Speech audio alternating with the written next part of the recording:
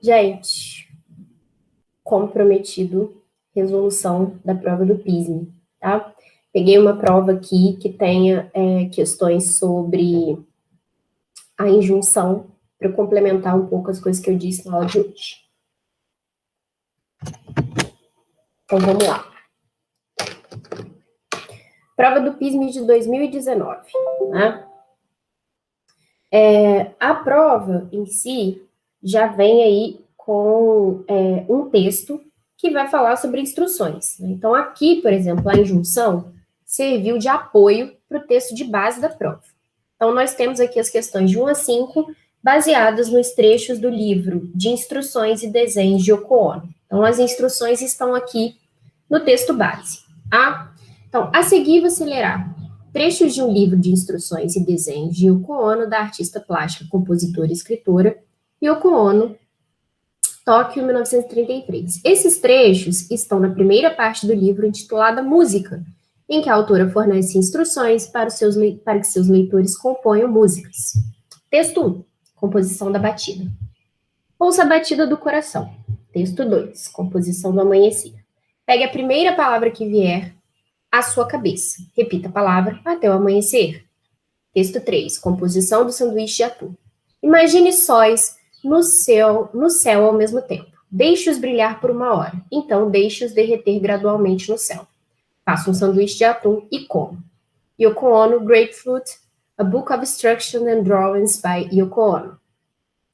E aí, questão 1, questão de verbos. Questão de verbos no imperativo. Né? Falei com vocês do modo imperativo, que é o modo que evidencia as ideias de, né?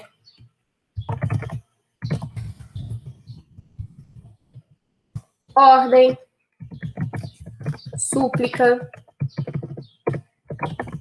pedido, orientação. Por isso, esse modo é tão predominante em textos de natureza injuntiva e instrucional, como é o texto aí da Yoko Ono. E aí vem a pergunta. Os verbos utilizados no texto acima possuem sentido de... Então, a primeira coisa que vocês tinham que pensar era a questão do sentido, né? Não é o sentido impositivo, porque eu falei para vocês que os textos instrucionais, eles não têm caráter de, né, imposição. Então, imposição e ordem, que estão respectivamente nas alternativas E e A, vão ser descartados. Ficamos aqui com pedido e sugestão, porque determinação também não é, né? Também é sinônimo aqui de ordem e imposição. E aí, pedido, como nos textos de horóscopo e nas dicas dadas por amigos e familiares. Não, isso não é pedido, isso é orientação, sugestão. Então, a nossa alternativa correta, letra B, sugestão, como opções que podem ser escolhidas para serem seguidas ou não, tá? Quando ela fala aqui, imagine, pegue, ela não está dando ordens, né? Ela está dando sugestões aí para o leitor de como é que ele vai fazer essa composição e tudo mais. Questão 2. A formação do modo imperativo afirmativo dos verbos repita, deixe e faça, presentes nos textos 1, 2 e 3, é a mesma que encontramos no item. Então, vamos lá. Ó. Repetir. Verbo de terceira pessoa, terceira conjugação, perdão. Então, está repita. O I, né, passou a A, então significa dizer que ele está na forma do subjuntivo, né? Então, a gente precisa pensar lá no processo de formação. Deixe, deixar, primeira conjugação aqui, né? Mudou o A para E, deixar, né? O A passa E, o subjuntivo, né? Então, de novo, eu estou na forma do subjuntivo. E faça, que é o fazer, foi, né, também para a segunda conjugação, então eu mudei. Aí eu tenho que pegar algum verbo aqui que também tenha tido essa mudança, né? Se vocês olharem aqui na alternativa C, tem o verbo fechar. Verbo fechar, primeira conjugação, feche, A passou a E. Então, está na mesma forma aqui desses outros verbos em que ocorreu a mudança da vogal temática para a mudança do indicativo para o subjuntivo, e aí aquelas pessoas do imperativo que derivam, né, do presente do subjuntivo, tá? Então, tá aqui. Questão 3. O texto 3 pode causar um estranhamento em seu sentido, por quê? Por que o texto 3 é estranho, né? A parte estranha do texto 3 é aqui na letra D, ó. Transforma sol em um sanduíche de atum. Porque essa última parte do texto da Yoko não tem muito sentido. Ela colocou primeiro a imaginação dos sóis e terminou para a pessoa fazer um sanduíche de atum. Não tem A com B de relação, né? Então, o estranhamento do texto surge dessa parte do texto 3, em que, né, começa-se o texto falando de sol e termina-se o texto falando de sanduíche de atum, tá?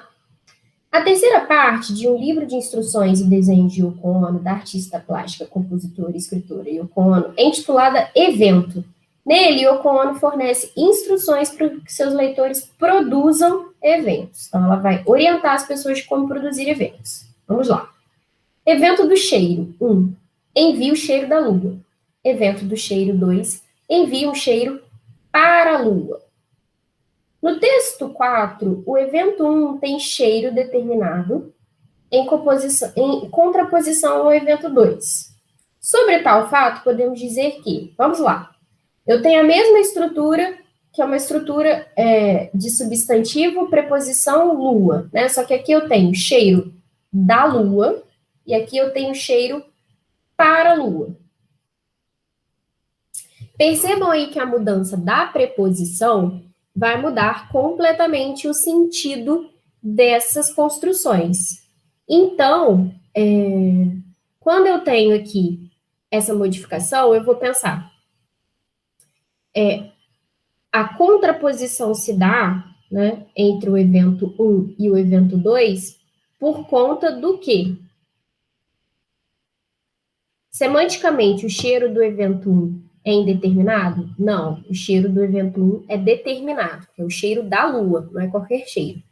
O cheiro determinado deve ser enviado para a lua? Não. O cheiro que é enviado para a lua é um cheiro qualquer, né? Então, o que vai mudar? Além das preposições, eu tenho aqui, envie o cheiro da lua, o artigo definido traz essa noção de determinação, e um cheiro à lua, o artigo indefinido, ele traz essa ideia de indeterminação.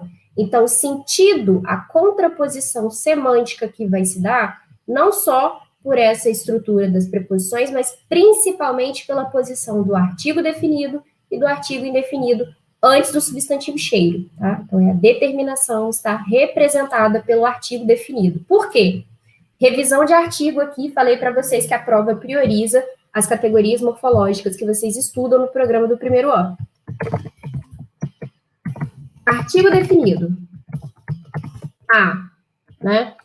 Ele especifica, ele particulariza, imagino que o Denise tenha dito isso para vocês, enquanto o artigo uma, né, ele indefine, né?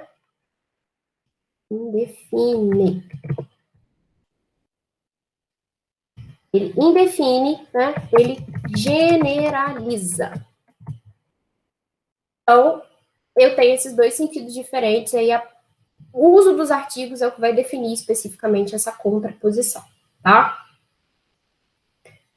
5. No texto 4, há uma mudança de preposições do evento 1 para o evento 2. Então, percebam, queridos, que aqui, embora a troca das preposições esteja perceptível, não é o aspecto que está sendo perguntado na questão. A questão 5 é uma questão que vai falar especificamente da mudança das preposições. Então, é ali que vocês têm que olhar para isso. Ó.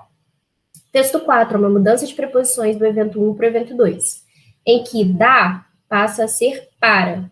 Sobre essas preposições, podemos dizer, meninos, questões de preposição, né? Preposições incluem, né, valores semânticos, trazem ideias, muitas vezes, né, de posse, de direção. Então, é importante saber isso. E aí, a preposição aí no evento 1, que é o cheiro da lua, né, a preposição de, nessa estrutura N de N, né, que estrutura N de N é essa? Cheiro da Lua. Substantivo cheiro com substantivo Lua. Aqui eu tenho a ideia de posse, que é estabelecida pela preposição dele. Tá? Por isso, letra A, o gabarito dessa questão. Visto isso, vamos lá para a prova discursiva, que vem sempre aqui no final do caderno. Ó. No mesmo dia vocês fazem. E aí, no módulo 1 do PISM, 2 questões discursivas que você tem que fazer sobre, né, a banca e aquilo que você tem que efetivamente responder, tá? Então, vamos lá. Você tem... Eita, Jesus, eu tô uma barulheira aqui hoje. Você tem um texto, né, para a prova discursiva, e aí as 2 questões que você precisa responder. Meu Deus.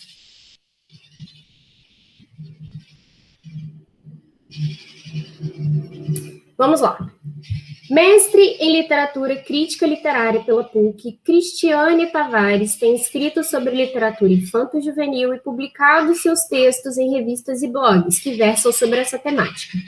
Em entrevista ao blog Letrinhas, ela fala sobre a importância dos silêncios para a infância e para a literatura. Confira parte da Literaturas Silenciosas. Está no papo. 25 de junho de 2018. Gandhi Porsche, pesquisador do imaginário do brincar e da infância, diz que a natureza fornece o silêncio necessário para as crianças. Longe de se substituir a natureza, a literatura poderia ser uma possibilidade de proporcionar uma paisagem de silêncios à criança urbana, sempre com agendas cheias e tempos fragmentados? Bonito isso, uma paisagem de silêncios. Sim, acredito que sim.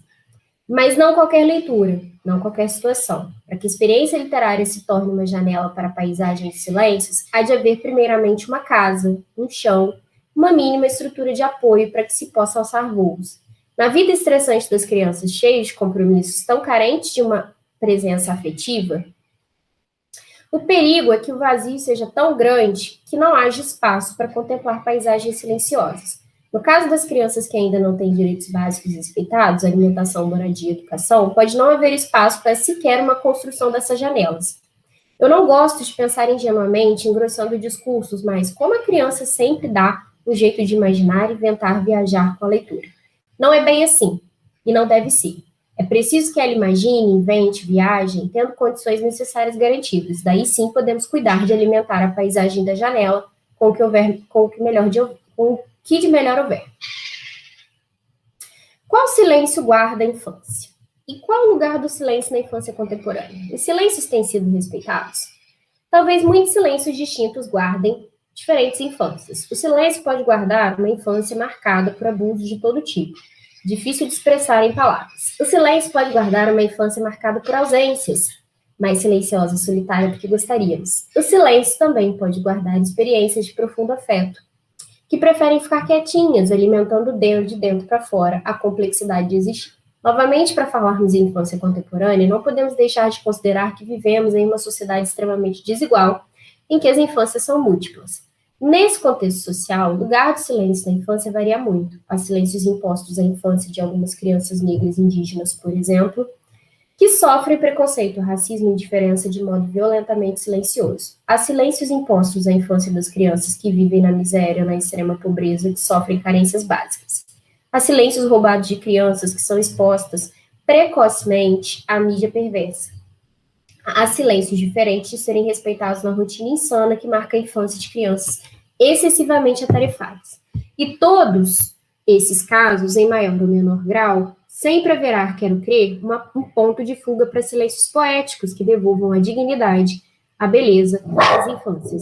Mas é preciso muito trabalho para desenhar esses pontos de fuga da realidade. Questão 1. Explique o uso do ponto vírgula na segunda resposta de Cristiane Tavares. Vou voltar lá só para mostrar para vocês. A segunda resposta é essa aqui. Tem um ponto vírgula que está... Ai, Jesus, cadê o ponto vírgula?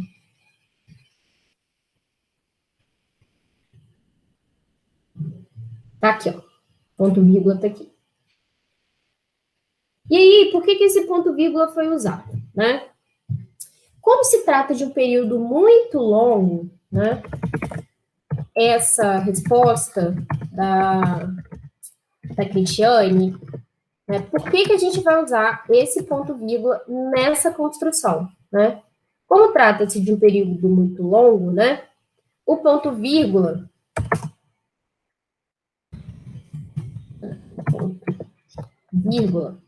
ele vai servir para quê, né?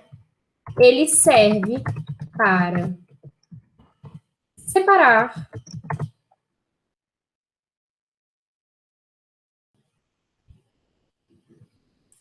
cada um desses tipos de silêncio que a autora apresenta, tá? Então, ela vai falar dos silêncios ali naquele trecho. Então, para fazer a separação, visto que os itens são muito longos, uso o ponto e vírgula. Tem outro ponto e vírgula aqui, tá? Vou marcar aqui só para vocês verem, ó. Há silêncios básicos, aí percebam como é que esse período é grandão, tem outro período longo e tem outro período longo. Então, para separar esses períodos muito longos, é possível que a gente use pontos e vírgulas aí para marcar, tá? Questão 2. Em sua resposta, Cristiane Tavares menciona 3 tipos de silêncio na infância. Aquele relacionado a abusos, outro a ausências, um terceiro ligado ao afeto. Em seguida, ela disserta sobre os diferentes silêncios impostos à infância. Cite exemplos. E cita exemplos. Sintetize esses exemplos reformulando com suas próprias palavras. E aí, você tinha que escrever uma resposta, tá? Em que você sintetizasse esses tipos de silêncio com as suas palavras, ou seja, que você desse uma resposta até mais curta que essas respostas que ela dá. Então, você poderia colocar aqui, há 3 tipos de silêncio, né? O silêncio das crianças que são expostas à mídia, o silêncio das crianças que são colocadas numa rotina muito intensa, e o silêncio daquelas crianças que não têm acesso às coisas mais básicas, tá? Isso aí já sintetizaria a resposta. Espero que a resolução ajude. Na semana que vem, se vocês quiserem mais alguma questão sobre o PISME, vocês me perguntem. Beijo, boa semana.